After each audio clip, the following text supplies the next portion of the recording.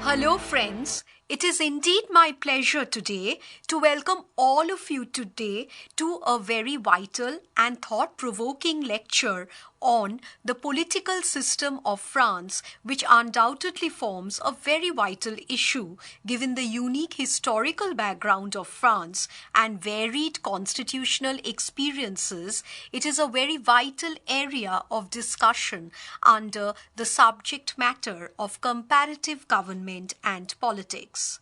In fact, in the sphere of constitution making, the French hold a world record. Since 1789, in fact, we find that France have had no less than 12 regimes and 13 constitutions, but still have continued to experience political instability to a very, very large extent. Due to such a varied constitutional history, France, in fact, has been rightly described by Dorothy Pickles, a renowned expert on French constitutional politics, that it is more a laboratory of political experiences and experiments. While in other political systems like USA and Britain, the political institutions, the governmental structures, and political traditions have evolved and endured gradually, France, on the other hand, is marked by constant shifts ranging from an assembly to a highly personalized regime from time to time within a very short span of time. In this context, it is pertinent to mention that on the basis of such variety of political experiments and experiences, the governmental structure remains undoubtedly a very vital study and area of study in the domain of comparative government and politics.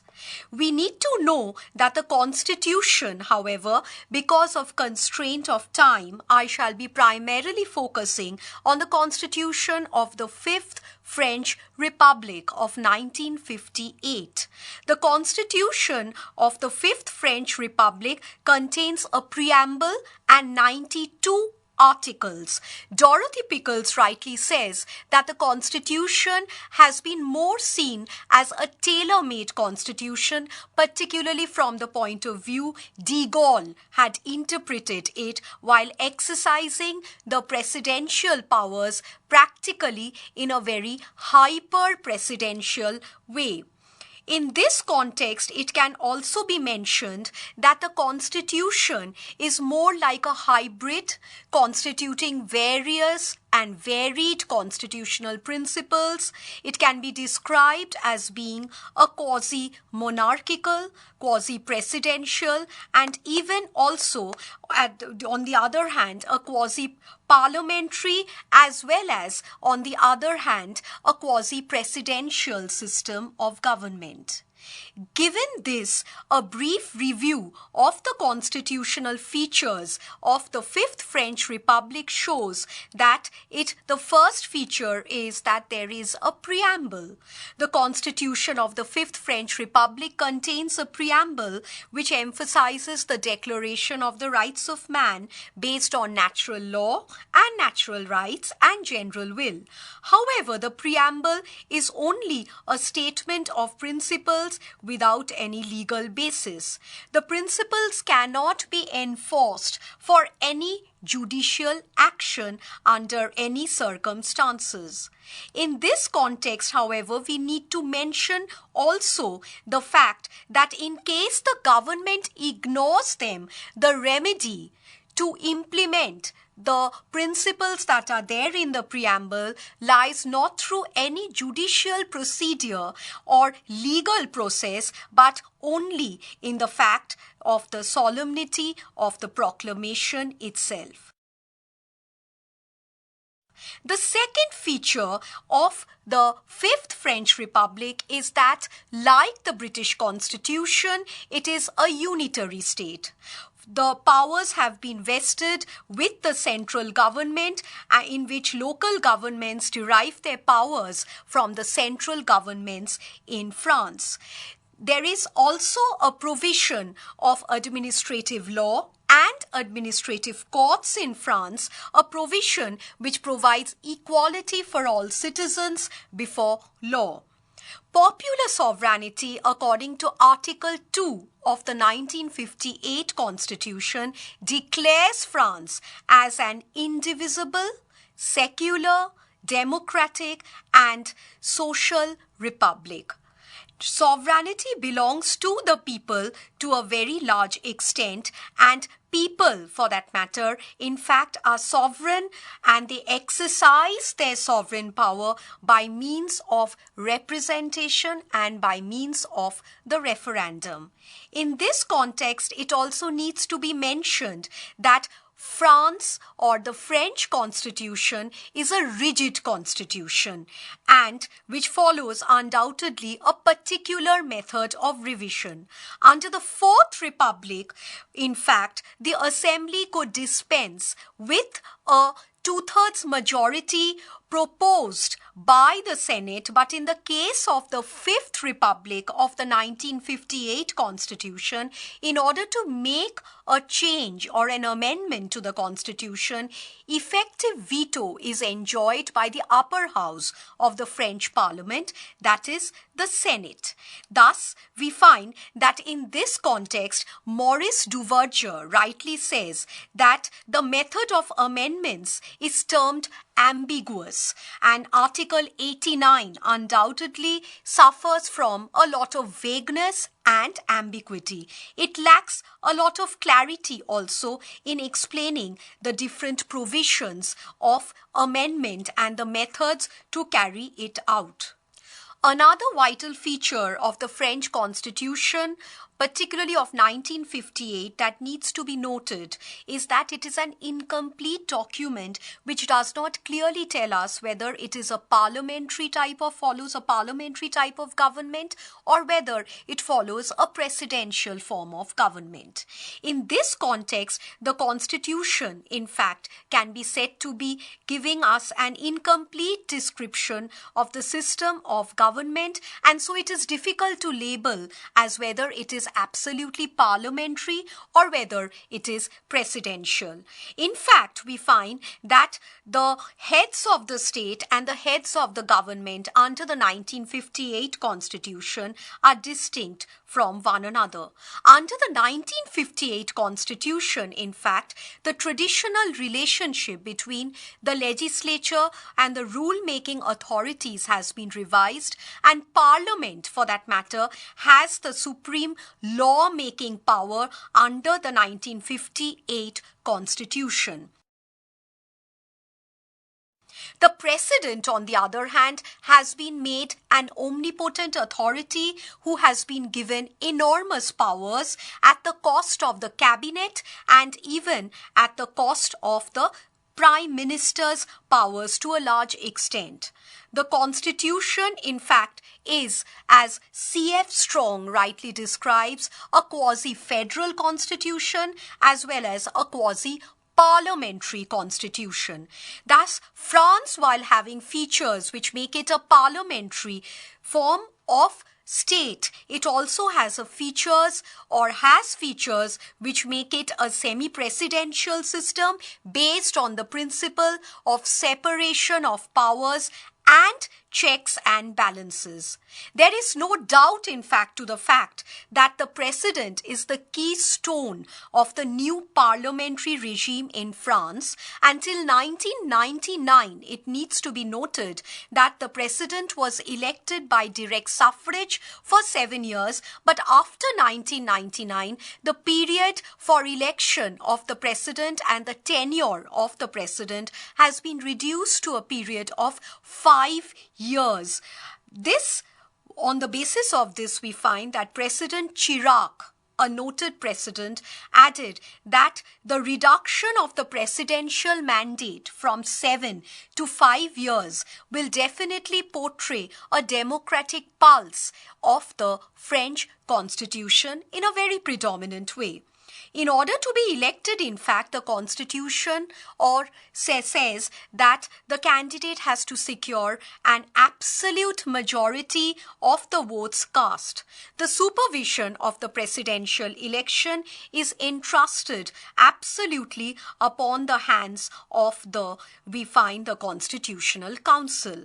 The Constitution of 1958 also endows the President with greater powers than was entrusted to the President under the Third and the Fourth Republics.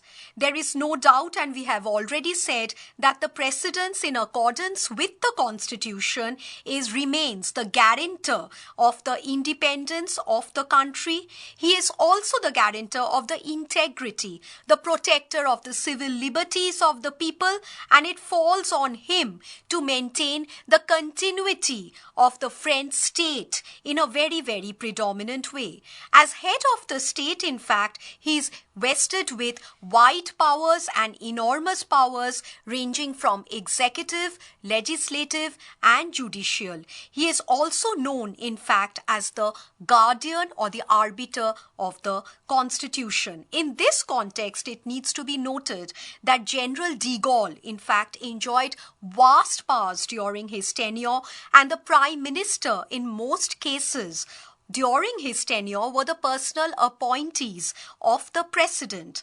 De Gaulle, however, justified the exercise of such wide and enormous powers on the ground that it was necessary for France to move forward and develop in a very predominant way. And during his tenure, in fact, the prime ministers were absolutely at the disposal of the President. The Constitution makes the office of the presidency hyper-presidential, since it compounds, on the one hand, the position of the US President on the one hand and the British Prime Minister on the other hand, while on the other hand not being subjected to the restrictions and limitations of both the houses suffered either by or faced by the American President or the British Prime Minister.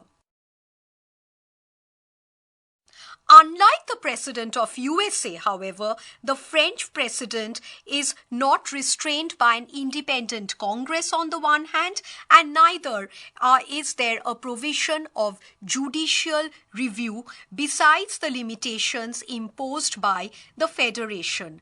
Unlike the British Prime Minister also, the French President is not responsible or accountable in any way, we find, to the Parliament or can be removed by the legislature. The French President, in fact, enjoys all powers and authorities possessed by the British Prime Minister and the US President in a predominant way. According to Michael Stewart, in fact, a president in France has the option of either exercising the powers in a predominant way and make himself the effective head of the government, with the Prime Minister as being a little more than a senior member of the cabinet, or on the other hand, he can be just a nominal head and enjoy advisory powers, leaving the main task of the government to the Prime Minister. The President of France, in fact, is equipped with wide legislative, judicial, executive powers as well as diplomatic powers, but much depends on the dynamism and personality of the President himself as to how he would like to exercise these powers and become a just incumbent of the office in a very capable way. For example, in this context, it needs to be noted that while General de Gaulle proved to be the savior of the nation, Chirac, in his 12 years of presidential tenure or legacy, in fact, left a difficult imprint on the minds of his successors, while Sarkozy proved to be a president of worth and caliber, while the present president seems to be keen a lot on societal concerns and matters of social welfare in France. The position of the French Prime Minister, however, needs to be mentioned that it lies somewhere in midway, and according to Article 8 of the Constitution, he is appointed by the President of the France, and the position of the French Prime Minister is definitely of less significance in comparison to either the British Prime Minister or the Indian Prime Minister, according to Herman Fryer. The President, in fact, remains the symbol and the instrument primarily of reinforced authority in and from the point of view of executive organ. In this context, it needs to be mentioned that we must pay attention to the fact that unlike the British Prime Minister, the French President, for that matter, is not limited by any particular kind of restrictions, and neither being responsible to the legislature in a predominant way, he can exercise his powers in the office according to his own desire and cannot be removable by the legislature, nor is he accountable to the legislature in any way. According to Campbell and Chapman, in fact, de Gaulle, noticing such vital powers and magnanimous powers, had brought great change in French politics. Along with the President, for that matter, we find that the Prime Minister, since his position lies midway, remains in office so long as he enjoys the confidence of the Assembly. Article 21 states that the Prime Minister directs the conduct of governmental affairs. The fifth French Republic, in fact, has a parliamentary form of government along with having a quasi-presidential form of government. The position of the Prime Minister, it is interesting to note, during the tenure of de Gaulle, in fact, was reduced absolutely to a nullity. The Prime Minister was entirely the choice of the President. The Council of Ministers with the Prime Minister and his Council of Ministers is important, and unlike the British government, however, it is not, the Council of Ministers does not remain actually the government in action in France. In comparison to other parliamentary democracies, its executive, legislative and financial powers are not impressive, and the position of the French Prime Minister in this context needs to be mentioned, as well as the other Council of Ministers, is quite vague, precarious and ineffective.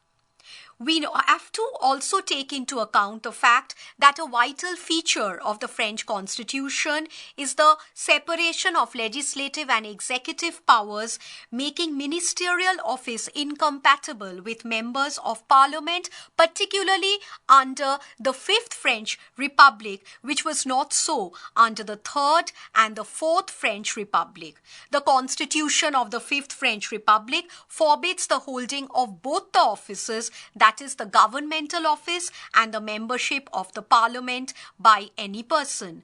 The French parliament under the Fifth Constitution consists of two houses predominantly, the National Assembly, which is the lower house and the more representative house, and the popular chamber, whereas the upper house, which is the Senate. The President, however, unlike that of India, in fact, is not part of the French Parliament. At present, the National Assembly has a total of 577 members. The Senate consists of representatives predominantly from the territorial entities of the Republic, and at present we find that the total membership is 346 in number, divided between those of metropolitan France, overseas department. The French Parliament enjoys large executive, financial, electoral as well as other powers. Among the legislative powers, making laws according to Article 34 of the Fifth French Republic forms a vital function. The other powers remain or pertain to making of rules regarding the civil rights of citizens or rights related to nationality, legal capacity of persons, and also determined the rules regarding the electoral system of Parliamentary Assembly and decide on the fundamental principles of national defense, education, property rights, civil and commercial obligation. The National Assembly, in fact, has an effective voice in the appointment of the Prime Minister, but under the Fourth Republic, it enjoyed this power, but under the Fifth Republic of 1958, it was taken away. The budget is placed before the National Assembly, but the Parliament, unfortunately, under the Fifth Republic, does not enjoy the power to propose any kind of amendments to a finance bill. In this context, it needs to be noted that a unique feature of the 1958 Constitution lies in the fact that there is a clear distinction between the legislative sphere of the Parliament and the regulatory sphere of the government. The main emphasis of the 1958 Constitution was in fact to promote and usher in an atmosphere of political stability, but while doing so, it broadly cut down the powers of the Assembly and reversed the tendency to the government. The French Parliament thus remains in no way an omnipotent organ, but its legislation and powers to legislate has been curtailed to a large extent, while encouraging cabinet stability, which has increased over the years, and the Parliament no longer remains as a forum of grievances or for the expression and protection of civil liberties of the citizens. And Dorothy Pickles rightly says that in contrast to the Fourth French Republic, the Fifth French Republic establishes a government which can be said to be established by the President and not by the Parliament, which was so under the Fourth French Republic. Under the 1958 Constitution, the government has grown stronger and parliamentary sessions are now brief and have become more shortened, according to M. Stewart. The French judicial system, in fact, is influenced by Roman law to a very large extent, and in this context it needs to be noted that it is predominantly different in many respects from the British and the American system of judicial systems. The French have a system of codified and well-balanced laws which are easily accessible by the citizens of the country. Precedent, however, unlike that of the American and the British Constitution, has very little role to play and plays a very less significant role in the French judicial system. France does not have a system of elected judges. It has a system of dual hierarchy where there are two sets of courts, the ordinary and the courts of secession. Besides the ordinary courts, there are some special courts like the administrative courts which are concerned with acts of administrative authorities. A very important feature, and which is marked as a contrast with the American Constitution, is the absence of the practice of judicial review under the judicial organ of France is a very important point to be taken note of. Judicial review is absent in France, and W.B. Monroe in this context states that the Frenchmen merely regard the courts as administrative agencies and not in that sense as independent organs of the government. The institution of parquet, in fact, forms a unique feature under the judicial setup. To each court is attached a parquet headed by a state attorney and assistants to help him, similar to public prosecutors in many ways in India. Independence of judiciary is recognized, however, and although it is said that the judiciary will protect the civil rights of the people and no person primarily due to protection by the judiciary shall be arbitrarily arrested, still we find that the French do not, for that matter, give the judiciary a very supreme position like that which is enjoyed under the US Constitution by the Supreme Court of America. The Constitutional Court, in fact, enjoys a very predominant place in the constitutional judicial edifice of France.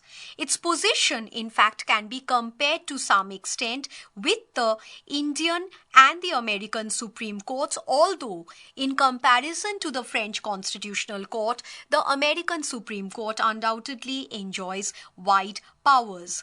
The 1958 Constitution has also created a constitutional council, and we find that however, the limitation of the council that it only enjoys advisory powers, so it has the power to give only advisory opinion on judicial matters. The concept of the community is also a very innovative measure of the French Constitution and feature which represents a sort of association between the French Republic and its overseas departments and territories.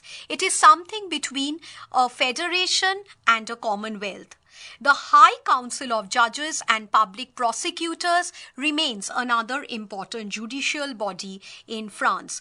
Political parties, unlike many other constitutions, have been recognized in France, and we find that under Article 4, for that matter, France recognizes political parties under the 1958 Constitution, which is absent in India as well as in the United States of America. However, given the features and making an analysis of the constitutional features and the political institutions of the French Republic of 1958, one can conclude that the French Constitution, in comparison to the British and the American Constitution, remains on many counts untidy, vague and ambiguous, and at times confusing and complex on many occasions. It also fails to mention certain important political institutions which play a vital role in French everyday politics. However, despite the criticism, we can say that primarily noticing the drawbacks of the French Constitution and primarily noticing the limitations and the weaknesses of the French Constitution of 1958, de Gaulle embarked on a path to encourage France to progress in a very wide and magnanimous way by interpreting the Constitution according to his own way and in his own conception, and exercising the presidential powers in the way he wanted, so that France could develop as one of the most powerful nation states in Europe. Thank you.